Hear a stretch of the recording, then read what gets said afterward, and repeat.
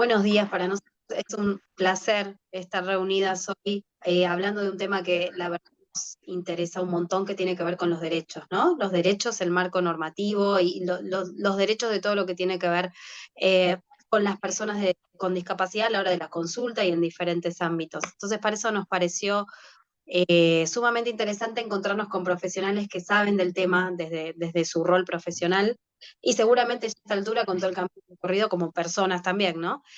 Pero mm, en este caso estamos con dos trabajadoras sociales desde Mendoza que nos cuentan, nos van a contar eh, todas esas cosas que nos interesan y que nosotros queremos remarcar desde ADM para toda nuestra comunidad acerca de los derechos. Vamos a hablar de derechos, de leyes, de marcos normativos. Estamos con la licenciada Belén, voy a leer los nombres porque no me quiero confundir los apellidos. Belén Casalvieri y Pamela Llopis, que son las dos profesionales que nos van a ayudar hoy a entender un poquitito esto. Nosotros vamos a seguir en contacto, vamos a compartir dentro de nuestra comunidad todo el material. Así que esto es solamente un disparador para empezar a conocerlas y estar en contacto con ellas para despejar dudas y seguir informándonos sobre este tema. Así que bueno, me callo, les dejo el lugar, les damos la bienvenida y las escuchamos. Gracias. Bueno, muchísimas gracias. En primer lugar, agradecerles la invitación, la posibilidad de hacer un espacio en colaboración conjunta para nosotros muy valioso desde Tellejón, acá en Mendoza, que es el lugar en el que ambas trabajamos, y sobre todo en esto de poder trabajar en conjuntos desde la experiencia y el saber que hemos ido adquiriendo también por la experiencia de muchas familias, es lo interesante de poder compartirlo acá con ustedes. Si les parece, les compartimos pantalla y vamos como comentándoles un poquito lo que hemos armado.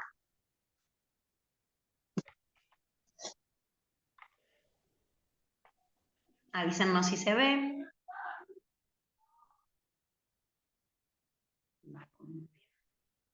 Ahí nos Sí, pueden ver. se ve perfecto, a ver.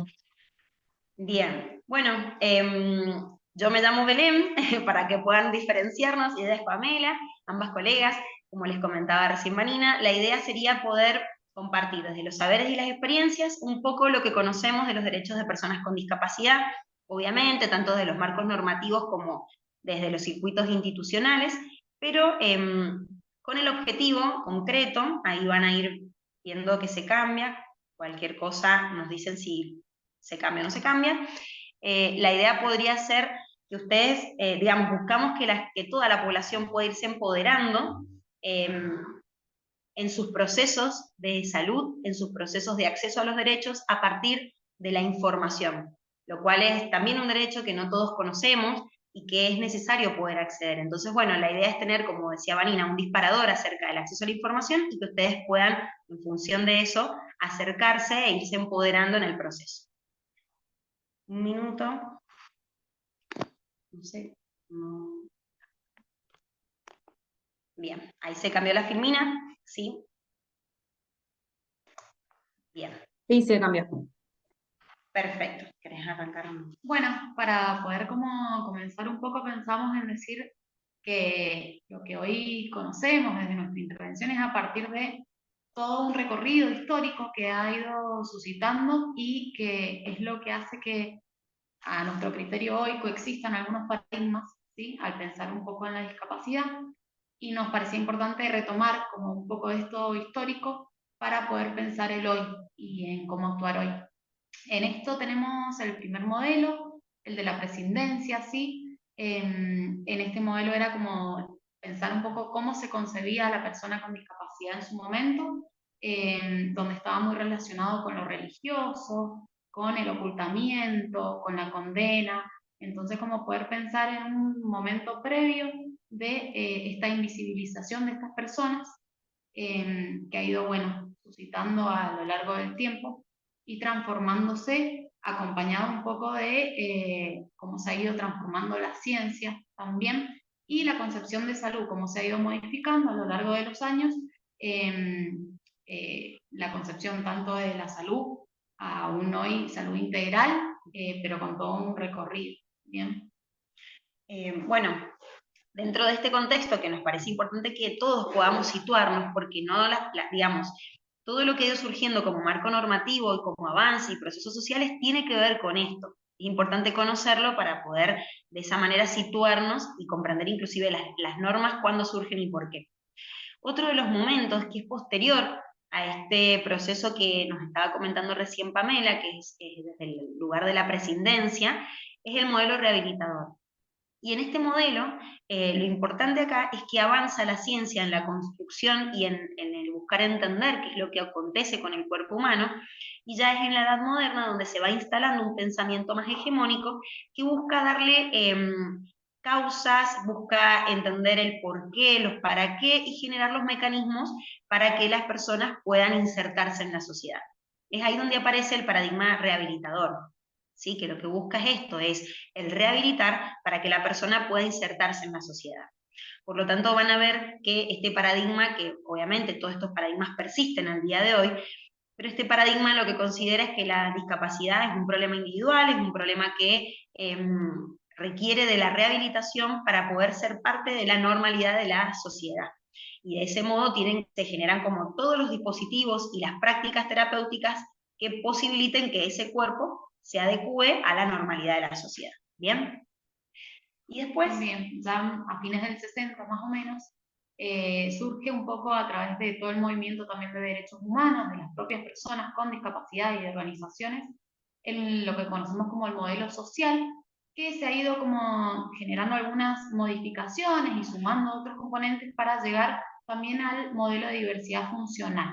Es como que van en sintonía hacia un mismo objetivo que se para desde los derechos humanos, pero que tiene algunas diferencias y que está como en transición todavía por esta misma coexistencia paradigmática y por también lo que implican las prácticas actuales y todo el marco normativo que en algunas cuestiones como que acompaña y en otras como que cuesta un poquito más que se vea desde este lugar, ¿sí?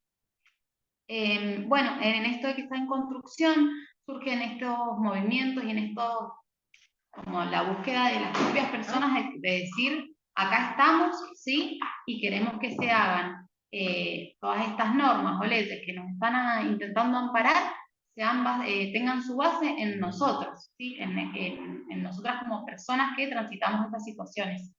Entonces eso nos consideramos que es lo más valioso, sobre todo desde el paradigma de los derechos humanos, que aspira a esto de potenciar y fortalecer a estas personas desde la dignidad humana, desde la autonomía, desde la libertad, como retomar estos derechos fundamentales para su defensa.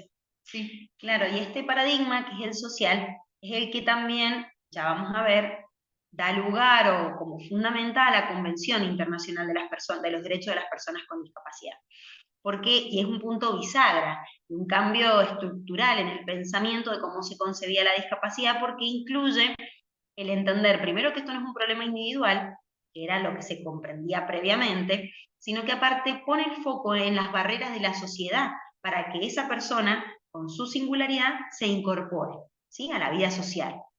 Ahí está el cambio tan bisagra que nosotros le llamamos en este proceso histórico. Y por eso es muy importante lo que marcaba Pamela, de que si bien eso ha sido un momento bisagra y hasta el día de hoy sigue avanzando ese proceso, lo que ha pasado es que han habido como nuevos movimientos de repensar y tratar de superar esta línea. Y ahí es donde viene la construcción de la categoría diversidad funcional para poder hacer nuevos aportes y seguir haciendo crecer tanto los derechos como los accesos que las personas tienen que tener para poder realmente ejercer con plenitud aquello que está concebido en la normativa. Por eso es tan importante ir comprendiendo en contexto estos distintos modelos. ¿Bien? En función de eso, les mostramos, a ver si ahí se cambia la filmina, un poco las diferentes normativas que se han ido construyendo y que ustedes puedan comprender dentro de este contexto aportes significativos que cada normativa nos hace, ¿sí? Pero pudiendo situarnos en este punto interesante que, bueno, ahora les explicamos. Es un poco repensar esto de cómo a lo largo de la historia se ha ido pensando en qué lugar ocupan estas personas dentro de la sociedad, ¿sí? Esto de pensar primero un poco lo de la exclusión, la segregación, luego cuando se comenzó a hablar un poco más de integración, pero a lo que apuntamos hoy desde este paradigma de derechos humanos es a la inclusión, ¿sí? A pensar como la discapacidad en el entorno, que es el que condiciona para que las personas puedan ejercer su libre derecho, ¿sí?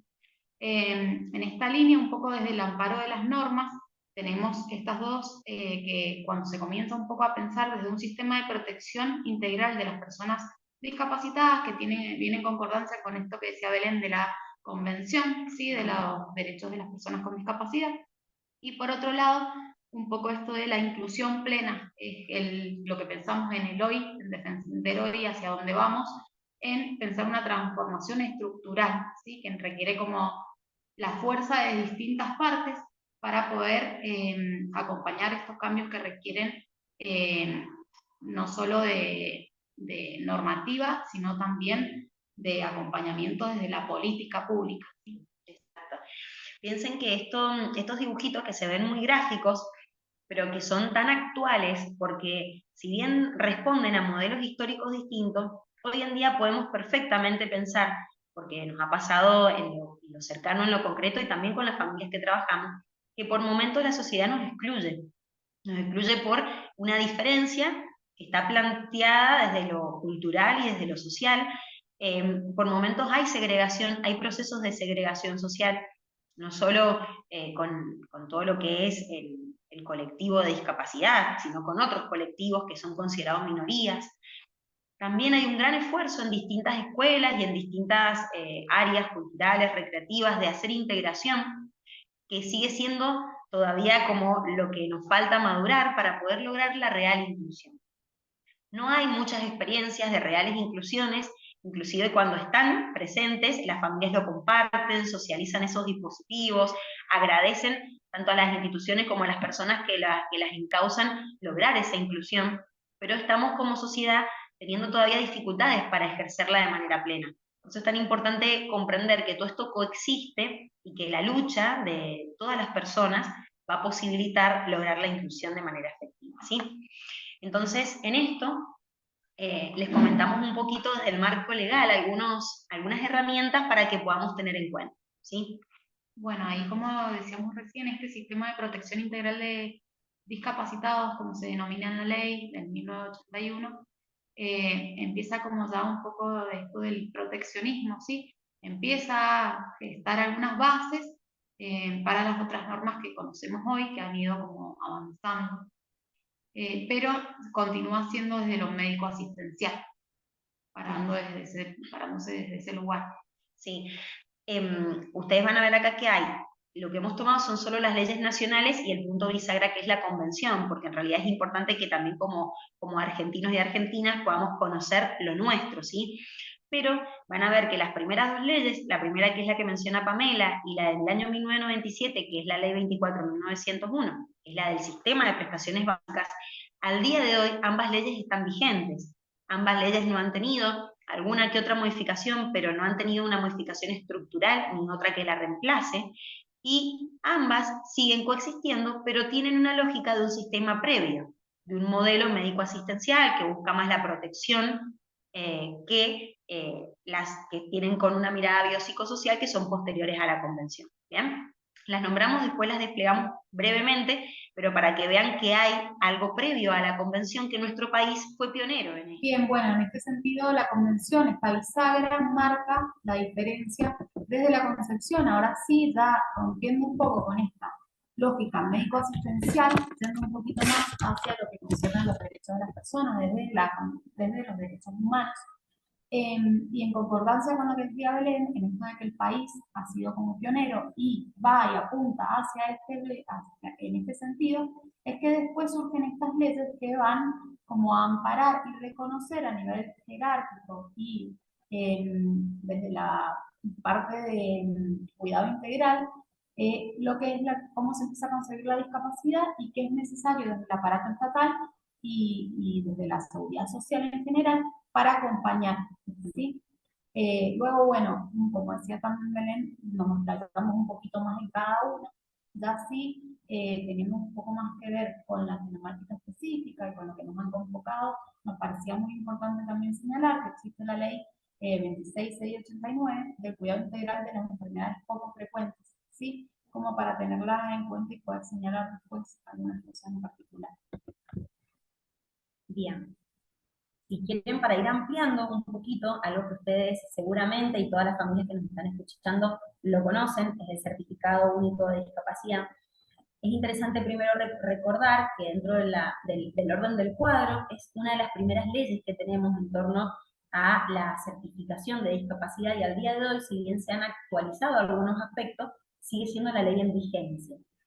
Esta ley, que es la 22.431, es la que le da marco a este certificado que hoy tenemos como unificado, porque no sé si recuerdan, antes existía en otro formato, cada provincia lo adaptaba, pero no estaba unificado a nivel nacional, no había un registro a nivel nacional, y esto ha ido cambiando con el pasar de los años.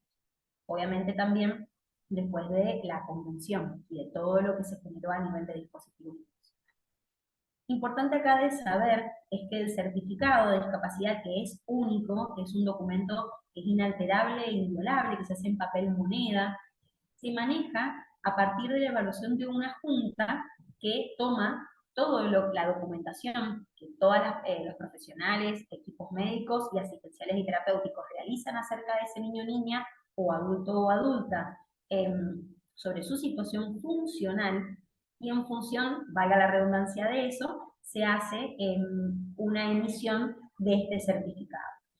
Hay familias que nos han preguntado un montón de veces a nosotras que desconocen por qué dicen el diagnóstico, en la parte de diagnóstico, un nombre que no es el nombre, por ejemplo, clínico que tiene la enfermedad, el síndrome o la enfermedad que están transitando. Esto es muy importante de destacar, que no todas las familias conocen, porque no siempre se toman el tiempo los equipos de explicar este documento, que es que se maneja para la creación y para el llenado de este certificado con un manual que se llama CIF, que es un código de clasificación, o sea, un manual de clasificación internacional del funcionamiento. Y con este manual se llena la afectación funcional de la persona. No se describen diagnósticos como síndromes, pero sí cómo ese síndrome afecta funcionalmente a la persona. Es por eso que a veces van a leer donde dice diagnóstico, tal vez una descripción de afectaciones en el cuerpo que no tienen que ver con el nombre específico del diagnóstico. Y posteriormente a eso, hay como un despliegue donde dice diagnóstico funcional de qué afectaciones de las funciones corporales, de las estructuras corporales, de la actividad, la participación o lo ambiental, se ve condicionado en el funcionamiento por esto que tiene como diagnóstico principal.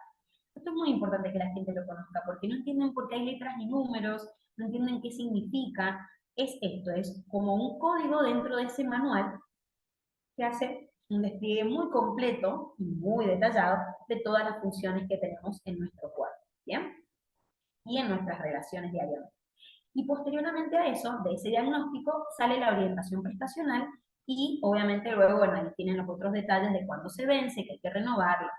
Y es muy importante destacar acá que el CUT pasó a tener formato digital a partir del año pasado, con la misma validez y la misma vigencia y eficacia que se entrega de manera presencial y física. Esto también son avances que tienen que ver con unificar la documentación, con poder de a poco ir teniendo mayores registros y más detallados a nivel del país, y también para un mayor acceso, porque la verdad es que tener el CUT, el certificado de manera digital, permite a las personas movilizarse, hacer trámites y tener mayor acceso a ciertas prestaciones, que teniendo siempre que sacar copias, llevar la copia fiel, todo esto que genera el formato papel, ¿sí? En esta misma línea, bueno, lo que presenta la ley 24.901 es todo el sistema de prestaciones básicas, ¿sí?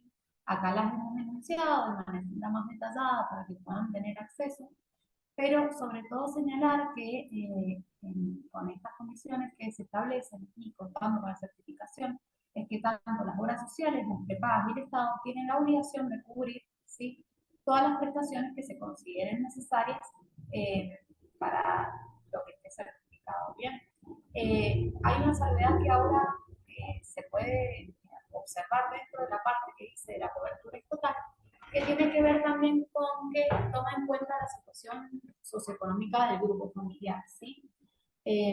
Si bien el Estado debe garantizar el acceso, también se suelen hacer evaluaciones que, bueno, tienen que conocer que es probable que las realicen, pero no se puede dejar de cubrir, ¿sí? tienen varias instancias como para poder defender que corresponden estas prestaciones que sean prestadas de alguna forma u otra. ¿Bien? Dentro de estas prestaciones básicas tenemos las preventivas tenemos todas las de rehabilitación, las terapéuticas educativas, todo lo que tiene que ver con educación, con escolaridad en general, y las asistenciales. Esto que marcaba Pamela hay que resaltarlo, porque no todas las familias lo conocen y nos ha pasado cuando hemos tenido que dar alguna charla que la familia no comprende que hay circuitos de reclamo dentro de la misma gestión del certificado. Es decir, todas las juntas de cada distrito, porque en Argentina tenemos nombres distintos hacia el interior de cada provincia, pero del municipio, del distrito en el que esté la junta, ellos pueden emitir un no que no corresponde y uno tiene que ir al organismo que jerárquicamente es superior a ese distrito. Si ese organismo superior considera que no, con las negativas por escrito uno puede pedirlo a la Junta Central de la provincia, que sea reevaluada esa consideración de si corresponde o no el certificado de discapacidad.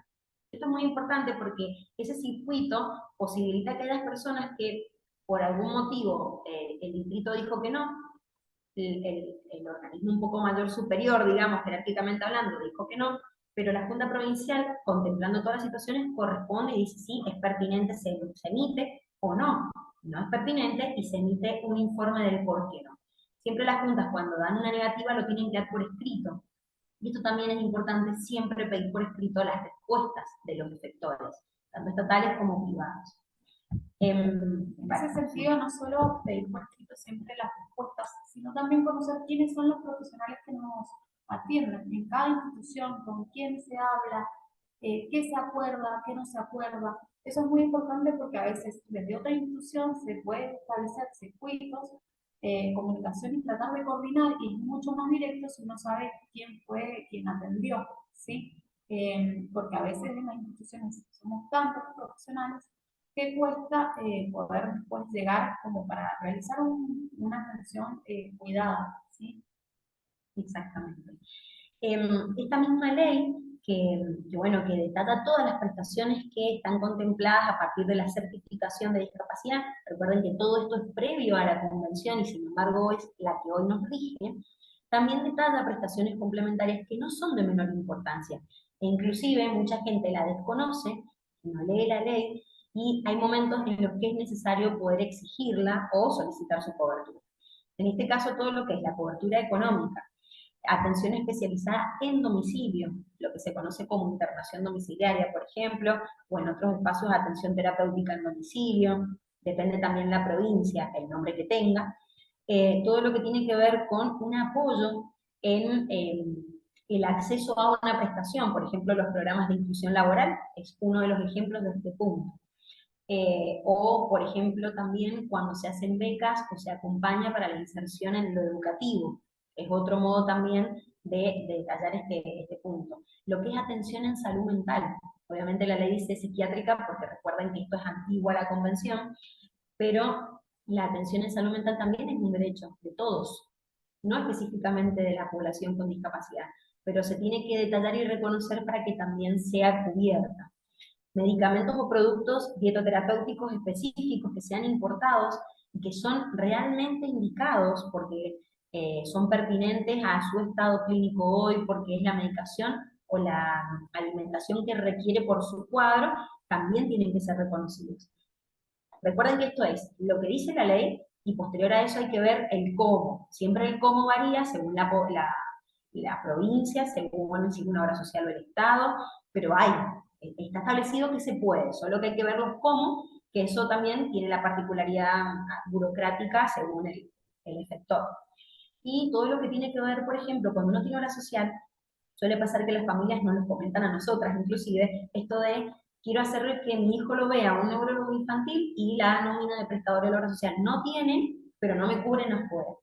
La ley detalla ese punto sin necesidad de una resolución, porque dice claramente que en el caso de que no esté incluido, la obra social tiene la posibilidad de o hace convenio con ese prestador para garantizar la prestación o permite el reintegro de esa práctica que se lleve a cabo. Esto la mayoría de la gente no lo conoce y la ley lo establece. Por lo tanto, es muy importante estar informado sobre esto para que el niño, niña, adolescente o adulto acceda a las interconsultas que requiera.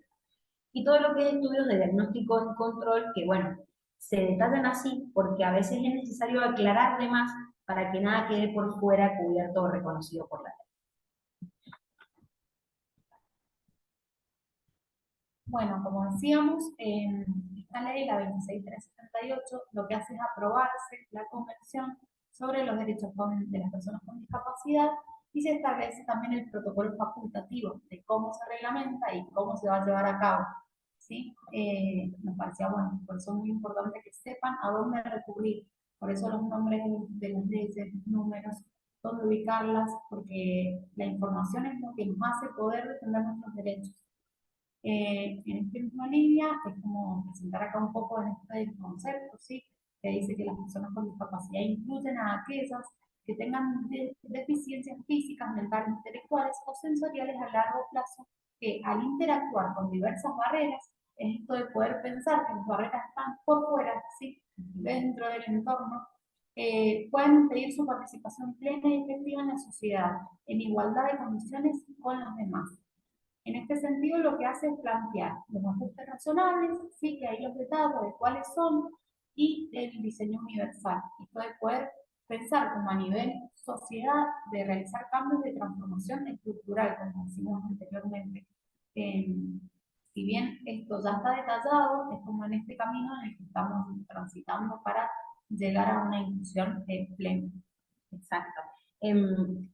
A ver, de la experiencia que tenemos y también como nosotras hemos ido transitando, descubrimos que es muy difícil que las personas a veces no sientan que esto es responsabilidad de uno. Hay a veces tratos institucionales, diálogos con ciertos profesionales, o inclusive con efectores tanto públicos como privados, que hacen que las personas que transitan situaciones de discapacidad se sientan que son responsables de lo que les pasa, que se sientan violentados, inclusive en el acceso. Y acá hay que irnos empoderando y también trabajando hacia el interior de que esto no es una responsabilidad de uno, pero sí es responsabilidad del otro garantizarnos el acceso.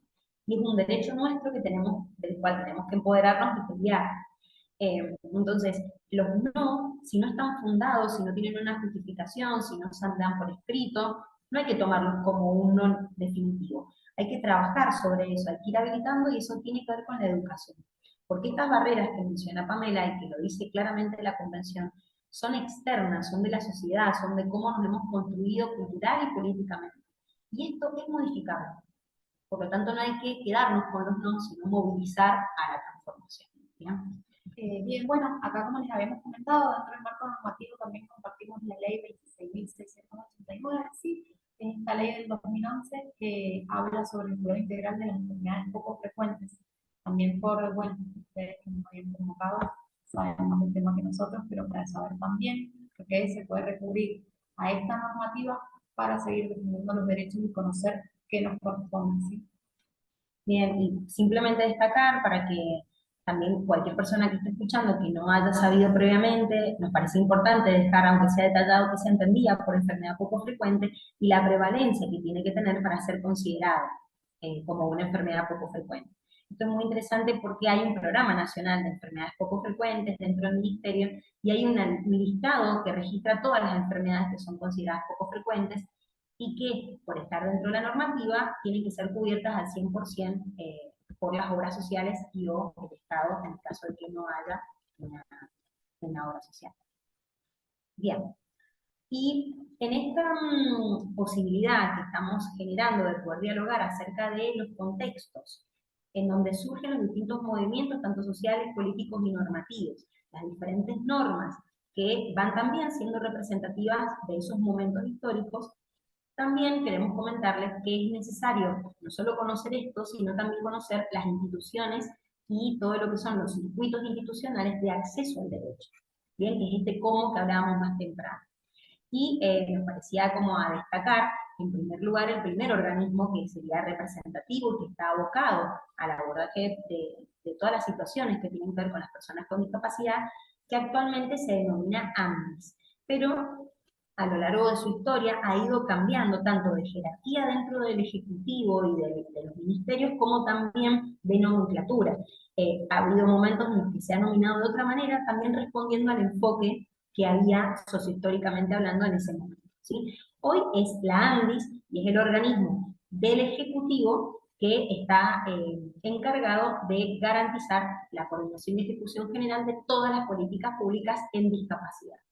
Y de este modo promueve la elaboración de todas las resoluciones o mecanismos que tiendan a generar el ejercicio pleno de los derechos. ¿Bien? Si no sabían, bueno, ahí está escrito arriba, pero significa la Agencia Nacional de Discapacidad, que es este organismo descentralizado que pertenece al Ejecutivo de la Presidencia de la Nación. A modo de ejemplo, bueno, ahí les pusimos algunos enlaces que tiene la página, ¿sí? Como para saber que es de fácil acceso y que pueden encontrar mucha más información allí. Bien, verán que es interesante, pero tiene distintos apartados. No sabemos si todos, todas y todas las personas que están escuchando en este momento han ingresado a la página, pero recomendamos que lo hagan, porque tiene distintas pestañas con trámites, servicios e inclusive capacitaciones, charlas, tiene guías, y también hay cuestiones que están desglosadas según la provincia. Es muy importante que ustedes puedan acceder a toda esta información que les va a posibilitar posicionarse desde otro lugar. En este sentido, bueno, lo que planteábamos es la necesidad esta de conocer, primero conocer toda la norma que nos ampara, ¿sí? De este modo poder educarnos y también poder educar al entorno, porque generalmente lo que sucede es un desconocimiento. Entonces, al poder conocernos, empoderarnos con esto, podemos acceder a nuestros derechos y también hacer que otras personas puedan acceder, ser facilitadores en eso. Pero como decíamos antes, en algunas instancias es necesario esto del reclamo. Lo pensamos un poco así, cuando no se no se puede acceder por algún motivo, el que sea, poder decir, bueno, puedo recurrir a estos recursos que tienen que ver con si la obra social es quien me está negando la prestación o lo que se ha requerido, si es la prepaga o si es bien a niveles del Estado, poder decir a dónde, como decía Belén, de forma jerárquica, ir realizando los reclamos, ¿sí? Para esto, bueno, también saber que hay profesionales que pueden acompañar todos estos reclamos para poder orientar un poco más si se requiere hacer notas, si se requiere hacer un recurso de amparo, etc. Acá hemos puesto algunos accesos, ¿sí? Está la Defensoría del Pueblo de la Nación o de cada provincia. Hay una página, también tienen Facebook, tienen varias redes sociales desde donde se puede acceder para consultar. También, bueno, como mencionamos, está el Programa Nacional de Enfermedades Poco Frecuentes, que depende del Ministerio de Salud. En el caso de tener obra social o prepaga, también el reclamo de la Superintendencia de los Servicios de Salud, que ahí les hemos colocado la página web. Y bueno, algunas provincias cuentan con defensoría para las personas con discapacidad. Entonces también poder interiorizarse a nivel provincial cómo acceder a ese asesoramiento, ¿sí?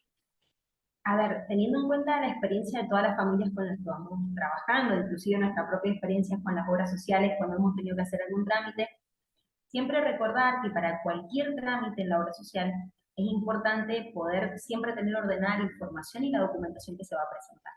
Por lo tanto, para poder hacer un reclamo, uno tiene que tener una constancia de haber iniciado un pedido o una solicitud. Si no, es muy complejo poder hacer un reclamo. Entonces, previo a poder utilizar todo este recursero que ha comentado Pamela, es importante que cada persona que ha ido a hacer un trámite a la obra social, al Estado, a una prepaga, a una fundación que esté funcionando como una sociedad de cobertura de salud, tiene en primer lugar que haber podido tener toda la documentación que había que presentarse junto con una copia del recibido de esa documentación, con el día, con la fecha, con quién la recibió, y habiendo podido también establecer por escrito, siempre recomendamos que hagan una nota cuando hagan un pedido, diciendo que solicitan una respuesta en tantos días hábiles, porque eso posibilita que uno pueda, los días hábiles cumplidos, volver a pedir una respuesta por escrito. Y en el caso que no, uno ahí puede empezar a hacer un emplazamiento, que se llama, que es de a poco ir presentando con la documentación, con notas, haciendo un pedido un poco más intenso en tiempos, de pedir una respuesta por escrito.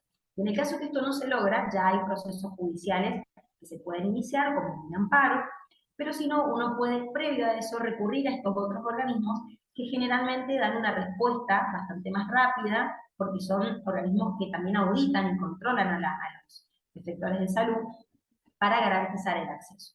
En Mendoza nosotros tenemos la Defensoría de Personas con Discapacidad, que es un ente autárquico que supervisa y audita al Ejecutivo en Mendoza y a todas las obras sociales. Y la verdad que ellos tienen canales tanto por correo, teléfono y presencialmente para un acceso rápido, y ahí hacen como la orientación administrativa y o la intervención.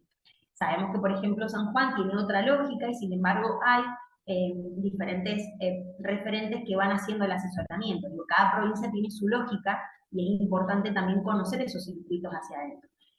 En esto, para poder conocer los circuitos y las experiencias y quién puede dar una respuesta, dónde más encontrar información, nosotras nos parecía muy relevante destacar que existen fundaciones y organizaciones que se autoconvocan por la misma necesidad de poder dar respuestas, de buscar caminos seguros, de poder garantizarle a sus hijos y a sus hijas o a sus familiares una resolución a lo que les pasa, es que se organizan y conforman fundaciones y organizaciones, a veces por un diagnóstico en específico, que es lo que los convoca, o a veces por alteraciones más a nivel funcional, y trabajan desde ese lugar. Y tienen la mayoría asesoría legal, que también puede ser una herramienta para poder acceder. Hoy en día, así como por ejemplo está la FAEPOF, está ADM, como organizaciones a nivel nacional, también hay subsedes en las provincias y también hay otras organizaciones un poco más pequeñas, que son más provinciales, que también están y se puede acceder a través de redes. Nosotros inclusive intentamos hacer una búsqueda y la verdad es que se puede hacer rápido una búsqueda de qué instituciones están según las diferentes diagnósticos clínicos, ¿sí? Hay de síndrome de Angelman, hay de autismo, hay un montón, bueno, de afectaciones como síndromes muy específicos también, y es importante que uno se pueda acercar, porque la experiencia de un otro que transita lo mismo, obviamente en su singularidad, nos va a permitir capitalizar ese saber para poder hacer las cosas de una manera más rápida y eficiente.